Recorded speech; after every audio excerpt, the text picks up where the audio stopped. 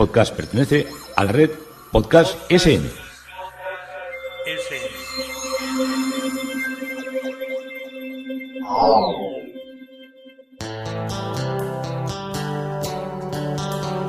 Historia con sentido.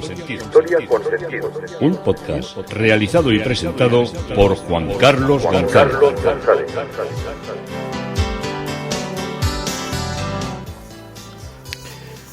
Un saludo a cuantos se acercan a través de las redes sociales, de Facebook, de Twitter, de mi página web Historia con Sentido y de la red de Podcast SM. Encantado un día más de acercaros un espacio de la historia. Hoy nos vamos a ir a un monasterio muy desconocido, muy difícil de visitar, pero que al final, después de muchos años, lo hemos conseguido el grupo de amigos que nos acercamos, amigos y amigas, que nos acercamos a visitarlo y a recorrerlo y a enterarnos un poco de qué enclave era. Estoy hablando del monasterio de San Bartolomé de Lupiana, en un pueblo igenoto de la provincia de Guadalajara, en Castilla-La Mancha, aquí en nuestro terreno peninsular. Esto es la Alcarria también, y cuando a veces recorro por allí mi pueblo, y que no tiene nada que ver con la Alcarria, ya os lo anticipo, hay como uno cuando es muy rústico, es un personaje muy...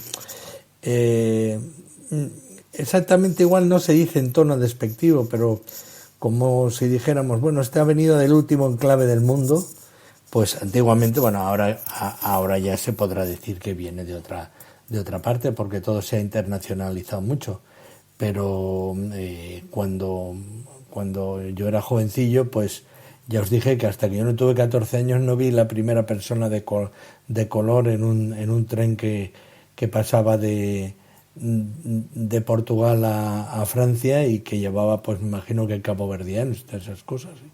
Volví a casa y lo he visto un negro, claro, pues decíamos negro, tampoco era despectivo, pero nos era sorprendente ver una persona de color que no fueran los Reyes Magos o el rey Baltasar, que se pintaba la cara con carbón quemado para la cabalgata de Reyes.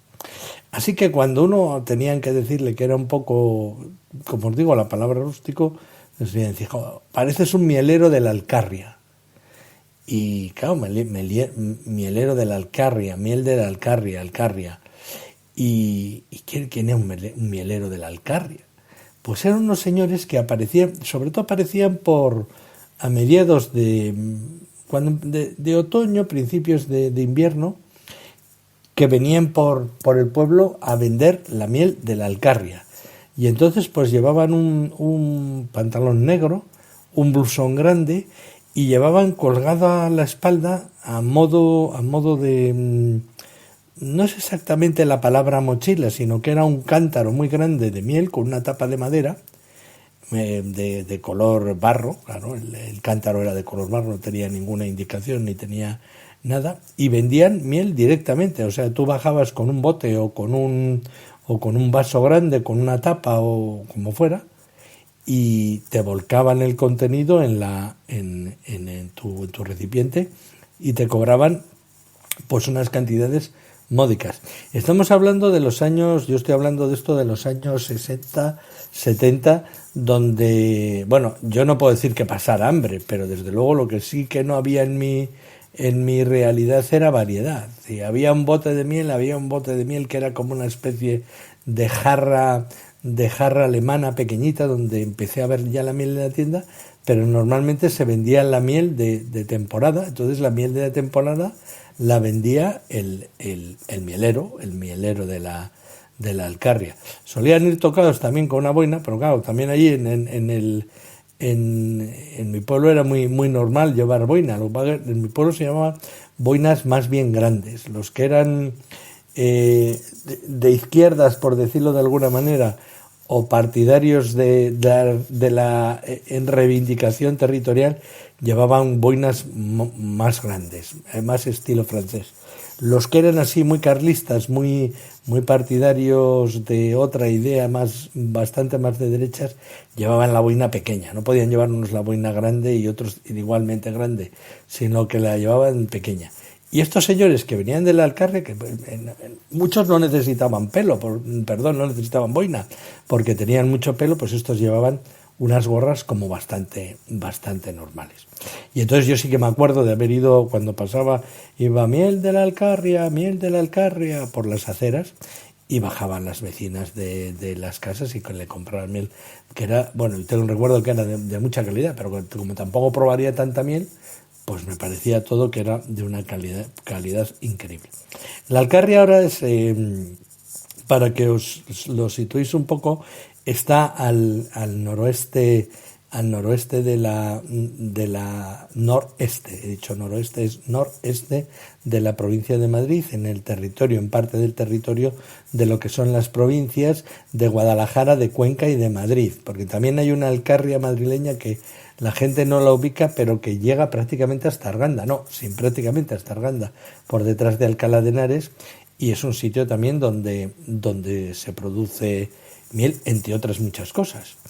Y la miel que se produce es una miel, está más o menos dividida entre la miel multifloral de predominio de romero, la miel monofloral de espliego, y perdón, os he dicho monofloral de romero, o sea que es de la flor de romero, de la flor del espliego, y luego también hay otra que es de mezcla de muchas plantas.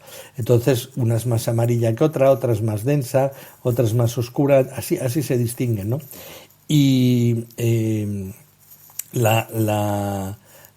lo que es la miel de la Alcarria ahora, esto ya tiene su denominación de origen y ya es una cosa seria. Esto no es ya una broma como era una venta muy al por menor que se hacía en mi tiempo.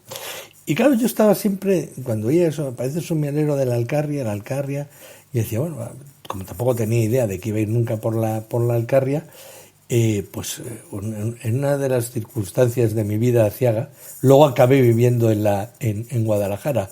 Curiosamente, que jamás pude pensar que iba a vivir en la Alcarria y cerca de todos estos puntos, pero bueno, así es la vida. La vida te lleva donde no quieres. Cuando uno es joven piensa que va a hacer un mundo que no va a hacer nada, pero luego la vida le pone pies a tus acciones. Entonces, mi primera experiencia con la Alcarria fue muy mala. Bueno, más que con la Alcarria, con la provincia de Guadalajara. Porque un chofer, bueno, algunos de los que me oigáis le conoceréis, que era Eliseo, de la empresa donde yo trabajaba, pues era muy aguerrido miraba un plano y decía, podemos ir a tal sitio, de aquí a allá, al otro lado, y de aquí a acullá y a la otra punta. Y pues un día mirando el plano dijo, pues vamos a ir por aquí, por la Alcarria, por Guadalajara, vamos a hacer de estos recorridos, que para ir a Madrid siempre los recorridos más cortos son los que marcan las autovías, pero hay gente que se quiere meter por todas las carreteras secundarias. Así que en vez de seguir el camino normal que nos hubiera llevado de Iruña a Pamplona a Tudela, pues fuimos dando la vuelta por Logroño, de eso os hablaré, por un yacimiento en una montaña, en Azaila, por toda la parte de la Sierra de la Demanda de Soria, y acabamos en Molina de Aragón, y de Molina de Aragón ya teníamos que coger una carretera para Madrid. Y en vez de hacerlo a lo fácil, volviendo a la carretera, entonces era, os iba a decir que era autovías, y autovías les han dicho aquí antes de ayer, era una carretera general bastante buena, pero que nos hubiera llevado de Molina de Aragón, haber salido prácticamente pasado la altura de Medinaceli, y haber entrado en la carretera y dijo, pues mira, vamos a ir por aquí, vamos a salir por los pantanos de Sacedón, lo que se llama el Mar de Castilla, que son grandes embalses que se hicieron para regar mucha zona de Cuenca y del sur de Madrid, y para llevar agua también a muchos sitios. Dijo, vamos a ir por un pueblo que se llama Peralejos de las Truchas. Y yo dije, bueno, lo de las truchas suena bien, esto será que hay un río bonito. Porque efectivamente, perdón con mi garganta, que a veces se deteriora cuando llegan los fríos y los aires acondicionados. Perdón. Entonces, porque por allí efectivamente nace el río Tajo. Y pues cogimos la carretera. Oye, nos perdimos. Bueno, yo no sé si exactamente lo que nos pasó es que nos perdimos, pero anduvimos decenas de kilómetros sin encontrar absolutamente nada. Pero nada, de nada. Y ya llegó un momento, yo siempre me suelo orientar, digo, si hay civilización es que desde la carretera se ven los postes de la luz o los postes del teléfono. Allí no se veía nada, ni un letrero, ni un coche. El firme no os lo puedo contar. Allí no había pasado el asfalto, pues yo qué sé, pues eso. No era una carretera de estas de arena, pero era el primer inicio colonizador de una carretera. Se me hizo interminable el recorrido de Molina de Aragón a Peralejos de las Truchas. Yo pensaba cuando iba por allí, decía, mira, aquí pueden hacer una película de estas de romanos o de la Edad Media, que no van a tener necesidad de tapar ningún poste de la luz ni de buscar el enfoque, porque no había nada, era la nada. Páramos. Algunos se veía sembrado, pero no. Ya cuando llegamos a Peralejos de las Truchas, el río y toda la parte de aquella, una cosa espectacular, una maravilla, una naturaleza, todavía sigue igual, increíble. Pero ya era tal mi desesperación que dije, cuando entramos ahí, fuimos a buscar el bar, porque solo había un bar, una cafetería en todo lo que era Peralejos, en aquel tiempo, no sé si habrá más, porque yo hacía muchos años que no he ido por allí. Pero el caso es que era tal mi desesperación por no haber encontrado nada, que pues podamos ahí hablar con la señora que tenía allí el restaurante, y le dije, mira que esto está perdido en la mano del mundo. Y me dijo, bueno, pues viene mucha gente, aquí claro, ha habido mucha inmigración y tal. Y le dije, mire, lo he pasado tan mal y en tanta desesperación que como encuentre por ahí uno que sea de Peralejos de las Truchas, lo invito a comer. Y estaba otro testigo que otro de los que formábamos parte de esa expedición, pues iba también en el coche. Y me dije, pues ya me encargaré yo de recordártelo. Y yo entonces jamás tenía ni idea de poder volver a Guadalajara. Decía, iré por la carretera general, aquí no paro ni para echar gasolina. No porque me hubiera caído mal, sino porque me pareció todo que estaba muy desmadrado, muy desmanado. No desmadrado, sino que estaba todo muy de la mano de Dios. ¿Y cómo son las cosas que pasaron exactamente?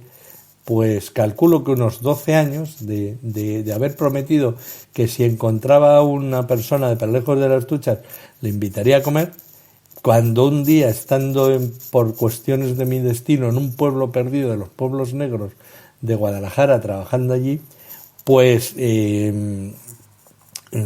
una profesora, que estábamos allí nos habíamos juntado con otra gente de aquellos pueblos para comer, pues bueno, ¿tú dónde eres? Pues yo de tal sitio, de tal otro. Me preguntó la profesora aquella, y éramos todos muy jóvenes y entonces hacíamos una comida de menú del día, no penséis que estamos hablando de restaurantes de estos de gran standing, no, de restaurantes de obreros, que aquí había muchos antes.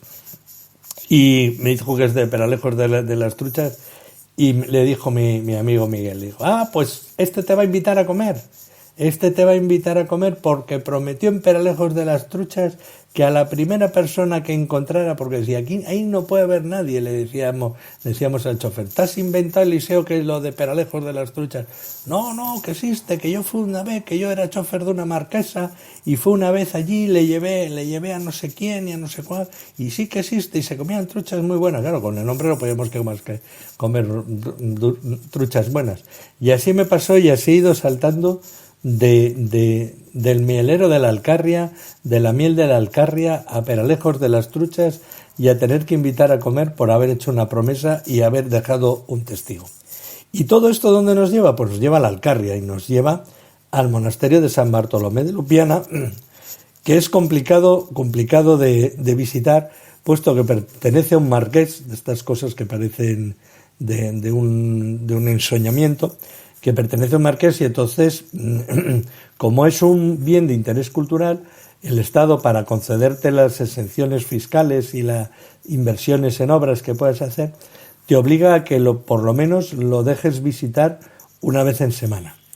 Y claro, una vez en semana, y ponen el día más cómodo. Ponen en muchos sitios que tienen castillos, tienen palacios, estas cosas, ponen día de visita el lunes, que es el día, desde luego, más inapropiado para visitarlo. Pues los lunes de todo el año podéis visitar el monasterio de San Bartolomé de Lupiana, por la mañana solo, no penséis que aquí, no, por la mañanita.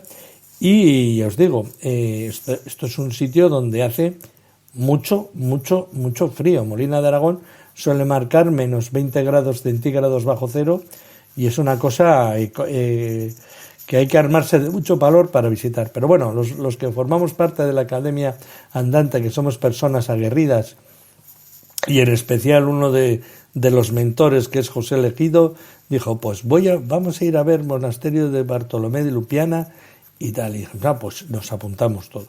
Hacía frío, frío, tela, el frío que hacía allí. Pero allí un día de noviembre, y allí que nos encaminamos nuestra expedición a visitar una cosa que verdaderamente me sorprendió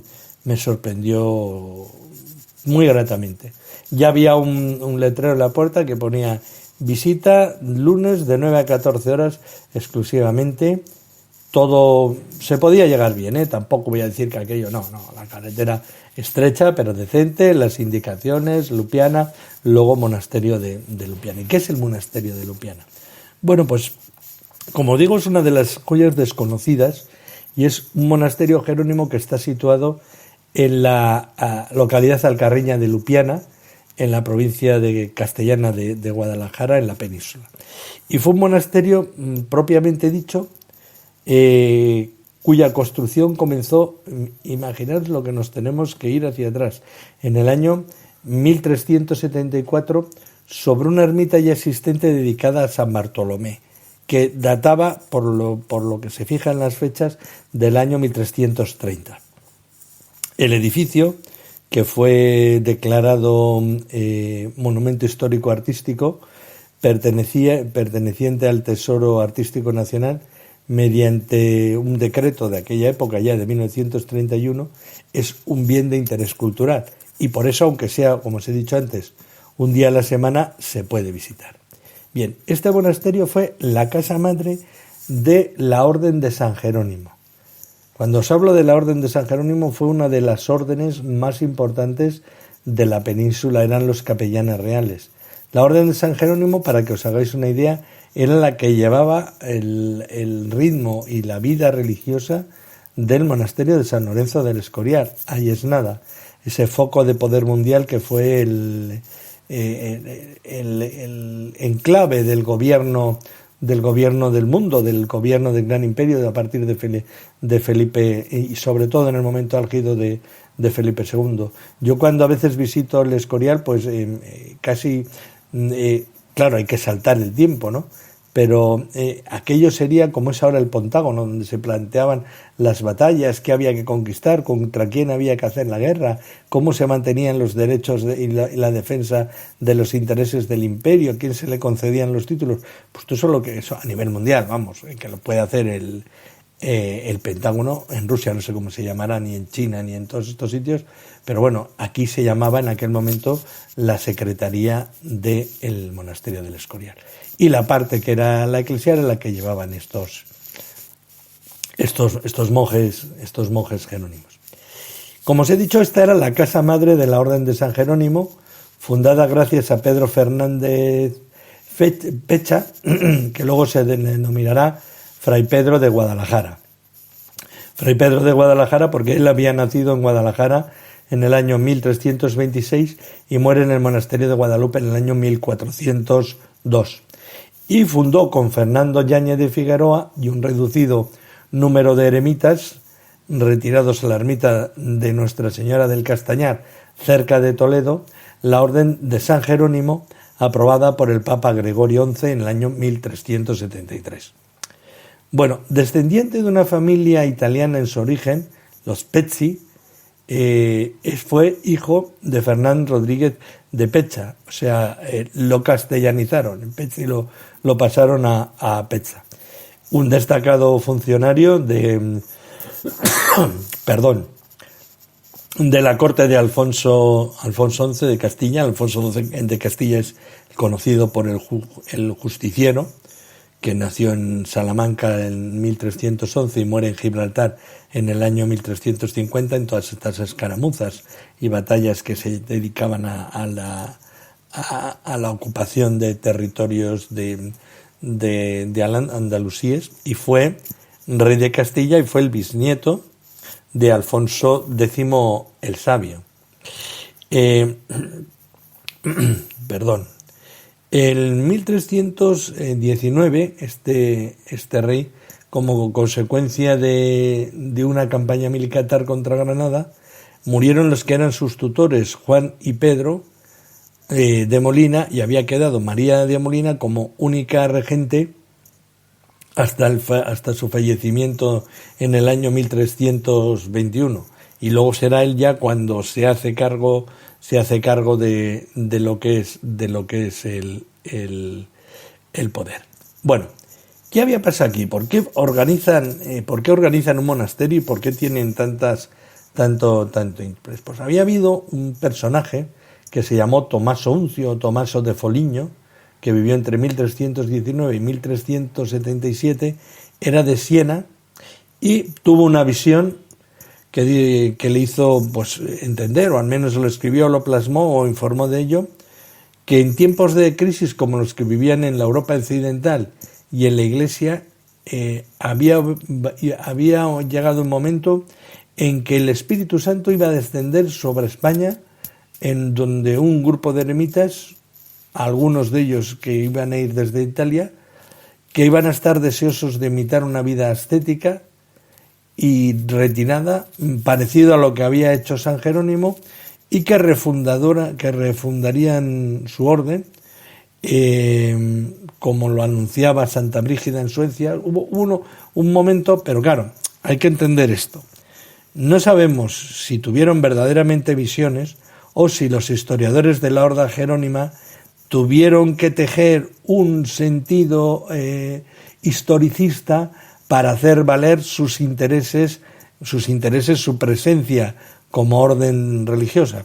Así que la historia nos cuenta que un grupo de eremitas que estaban establecidos en Castañar, Toledo, se habían unido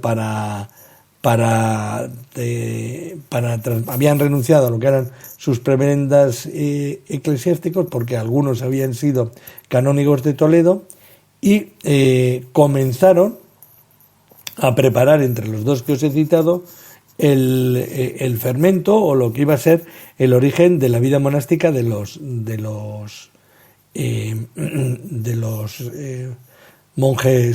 monjes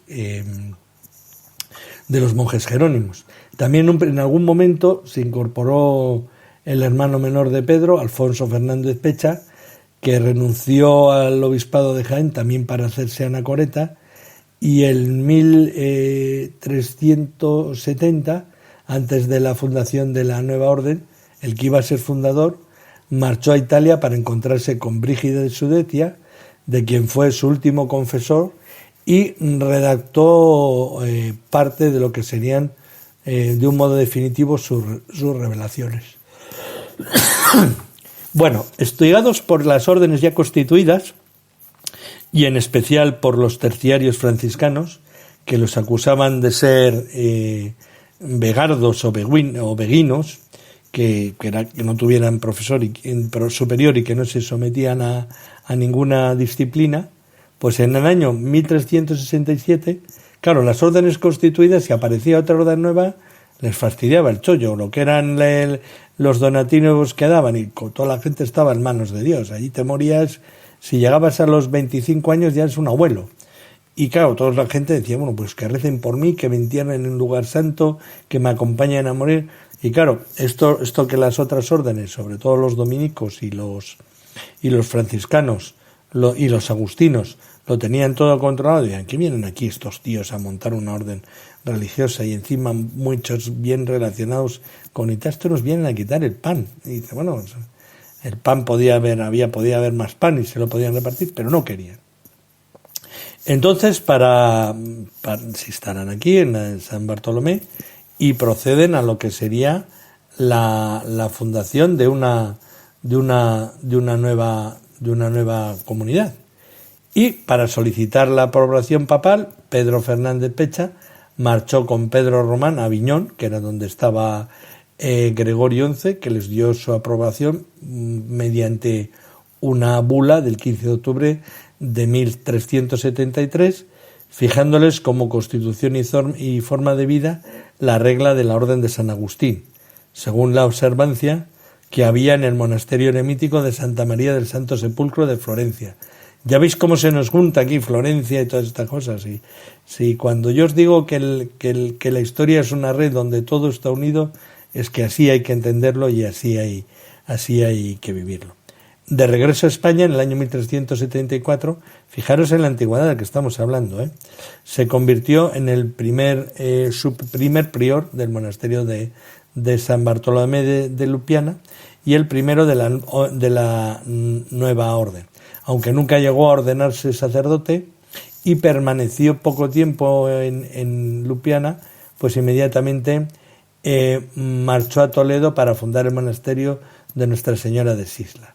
Y ya anciano pasó al monasterio de Guadalupe, del que era prior su antiguo compañero que inició la fundación de la orden, Fernando de Ñáñez. Murió en el año 1402, no se sabe en qué mes ni el día, y según decían los historiadores, por el descuido que había de apuntar todas estas cosas. Y dejó escritos unos soliloquios desconocidos por Fray José de Sigüenza y publicados muchos años después de su muerte, en los que da muestras de espiritualidad y de buena formación literaria. Pero también pensar que todas estas historias se tejían para que pareciera que los fundadores eran muchas veces más de lo que eran.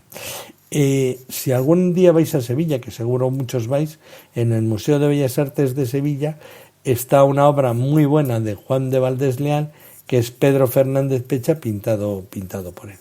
El otro fundador de Lupiana fue Fernando Yáñez de Figueroa, que también lo que tenemos es que falleció en el monasterio de Guadalupe, Cáceres, como prior, en el 25 de septiembre de 1412, y como hemos visto, cofundador de la orden.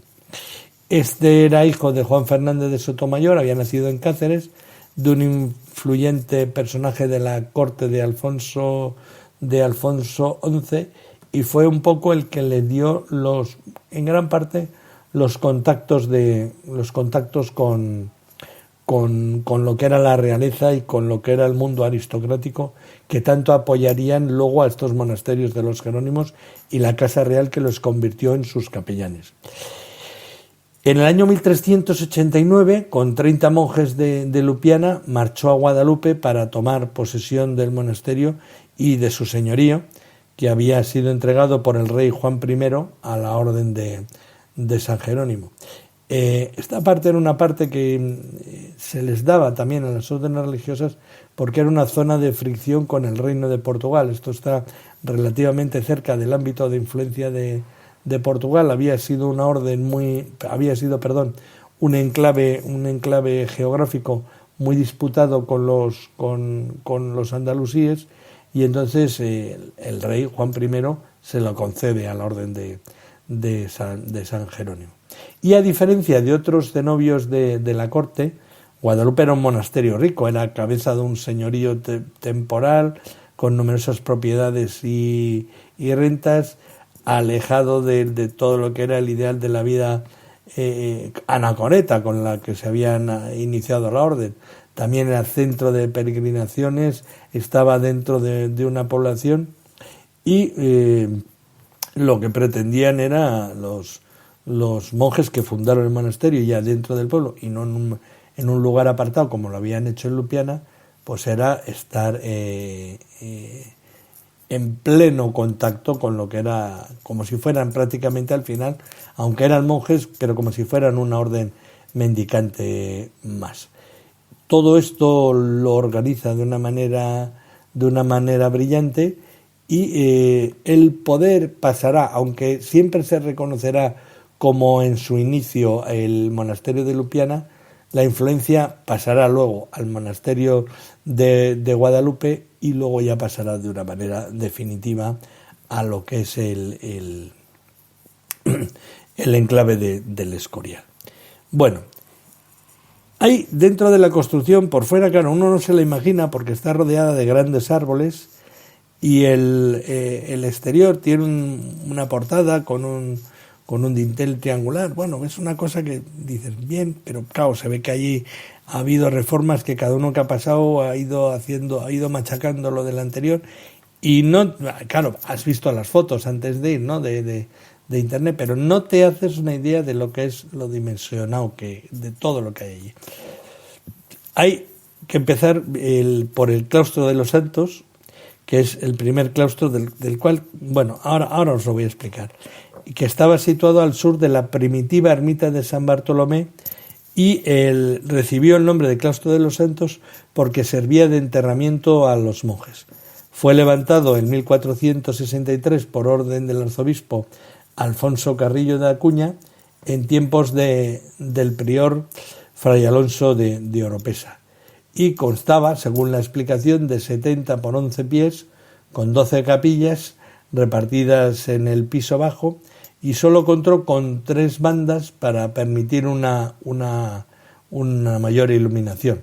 Desconocemos cómo sería el primer claustro, aunque sí han llegado hasta nosotros una descripción que hace Fray José de Sigüenza, que era el gran historiador de los jerónimos, del cual luego ya os hablaré más adelante, pero no quiero cargarlos de datos, sino que quiero cargarlos de vivencias de la visita. Y este claustro pues tenía una banda era como una inscripción en piedra, que luego se recoge cuando escribían los historiadores. Dice: este claustro fue mandado reedificar, apostar y adornar, alto e baxo, en la forma que ahora está a sus propias expensas, por el muy reverendo y magnífico padre y señor don Alfonso Carrillo, arzobispo de Toledo, primado de las Españas y chanciller mayor de Castilla, siendo prior de este monasterio el reverendo padre Alonso de Oropesa, con él el Señor. De esta parte, en 1598, se cerró la última panda, donde estarían 2 refectorios y unos corredores con el sur conectado con la enfermería. Este claustro se conserva en un estado de ruina total y no queda ningún resto de interés. Tal vez alguna columna embutida en la construcción. Luego está el claustro de la enfermería. Tras el primer claustro, este de los Santos, se construyó el segundo, el de la enfermería, y tras ello la duquesa de Arjona, que era Aldonza Mendoza, reedificó la iglesia, colocando su sepulcro en la nave, y mandó realizar una sillería. El claustro se comenzó a construir el 13 de diciembre del año 1504, cuando el capítulo del monasterio decide construir una enfermería, y debió realizarse en el año 1507. Del claustro también solo llegaron a construirse 3 pandas hasta 1552.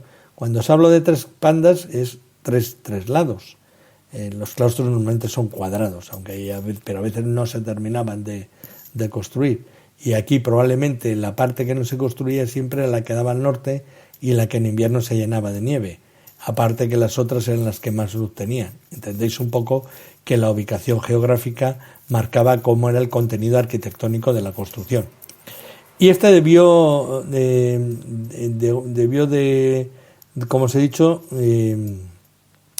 terminarse para acomodo de los enfermos.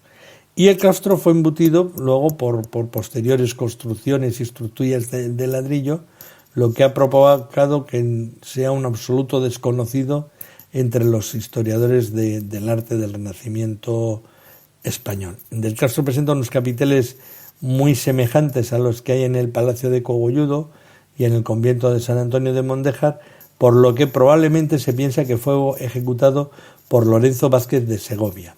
Y el hecho de que el claustro alto aparezca en capiteles de vasos estriados en horizontal y diagonal hace que la cronología también se acerque a otra obra de la cual os hablaré más adelante, porque es muy interesante, que es el Palacio de Cogolludo. Son estos grandes palacios platerescos de nuestro Renacimiento que tienen un profundo influjo de Italia, pero que son de una belleza inusual y son absolutamente excepcionales. Bueno, la presencia de este autor, de Lorenzo Vázquez en Lupiana, se puede explicar gracias a la conexión entre el monasterio y la familia del cardenal Mendoza. Así, su sobrino, don Antonio de Mendoza, fue quien encargó a Lorenzo Vázquez su palacio de Guadalajara, de cronología similar, y quiso ser enterrado en la capilla mayor de este monasterio. Y junto a este claustro se localiza la escalera claustral con 3 tramos, que servía para comunicar el piso alto, el piso primero de este claustro y el claustro principal, siendo semejante a la escalera del Palacio de Antonio de Mendoza. Hoy toda esta parte forma parte en una gran medida de las dependencias de los marqueses que tienen la propiedad del palacio, que han conservado una parte del palacio, no, del monasterio, que han transformado en una parte, a veces con dudoso gusto, en palacio. Pero bueno, es lo que han hecho, es suyo, entonces hacían lo que querían. El palacio del que os hablo, de don Antonio de Mendoza, que también es conocido como Convento de la Piedad, es un palacio situado en la capital, en Guadalajara, y fue construido en estilo renacentista en el siglo XVI y reformado en el siglo XIX, añadiéndole elementos neoclásicos. Está en el centro de la ciudad, en lo que se denomina la Colación de San Andrés, y donde estaba el barrio. Hasta el siglo XV había una nutrida colonia hebrea, judía, pero es donde, al desaparecer esa colonia y esos personajes por las expulsiones, pues es donde Antonio de Mendoza derribó todo y empezó a construir un palacio de renacentista. Este Antonio de Mendoza era el hijo del primer duque del Infantado, don Diego Hurtado de Mendoza, y junto a él y sus hermanos y familiares constituiría una corte de los Mendoza en Guadalajara. Intervinieron en la Guerra de Granada y ahí les dieron bastantes condecoraciones, que entonces era darles propiedades y que tuvieran todo lo que era la preponderancia en la corte. Y fueron los que trajeron artistas que ya su tío, el gran cardenal Mendoza, había tenido a su servicio, y fueron introductores, por así decirlo, en Castilla, del modo renacentista de construir, de decorar y de concebir el arte. La escalera que nos ocupa, que guarda relación con Lupiana, que ahí la podemos ver perfecta, surge en el ala este del patio para comunicar los 2 pisos. Es ancha y es lustrosa, es bella, con peldaños bajos, de forma de caracol hacia la izquierda, y cuya buhardilla representa los mismos elementos que el antepecho del piso superior, en forma de panal, que es muy típico. Ya volvemos aquí a panal de rica miel de la Alcarria, incluyendo en el centro el escudo de la familia de los Mendoza y Luna, y un pasamanos de piedra tallada, y la parte de la galería superior, que queda sin muro, donde se abre la escalera, se apoya en 3 columnas con capiteles con decoración a base de copas y de delfines. Una cosa renacentista bellísima. Ir a ver el palacio de don Antonio de Mendoza en la ciudad de Guadalajara y disfrutar de una ciudad tranquila, una ciudad muy señorial, con el gran palacio de los duques del Infantado, que podéis recorrer con gran facilidad porque no es muy grande y está a escasos kilómetros de Madrid. Y hasta aquí nos ha traído hoy el recorrido por San Bartolomé de Lupiana. Yo soy Juan Carlos González, esto es Historia con Sentido, y encantado de haberos podido acercar esta parte de la historia.